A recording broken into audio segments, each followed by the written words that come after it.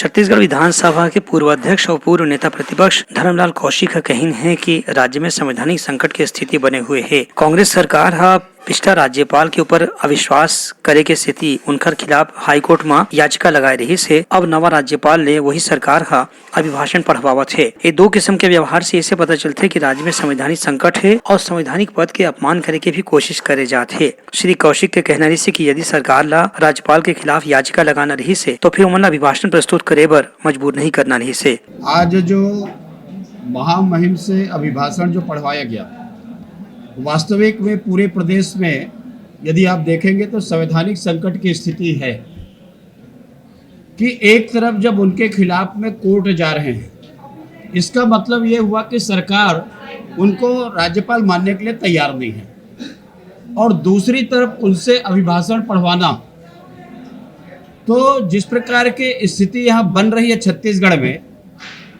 और दूसरी बात जो है संवैधानिक संस्थाओं को चोट पहुंचाना, उनको अपमानित करना इस सरकार की नियति बन गई है और जानबूझकर सरकार के द्वारा ये लगातार प्रयास किया जा रहा है। हम देख रहे हैं कि छत्तीसगढ़ में जब से कांग्रेस की अभी सरकार आई है तब से अपमानित करने का काम इनके द्वारा किया जा रहा है। ब्यूरो रिपोर्ट उत्तलंघा news. Soar Sandesh, the buzz on Utlangha News Channel, national and international bulletin in Chhattisgarhi and English language.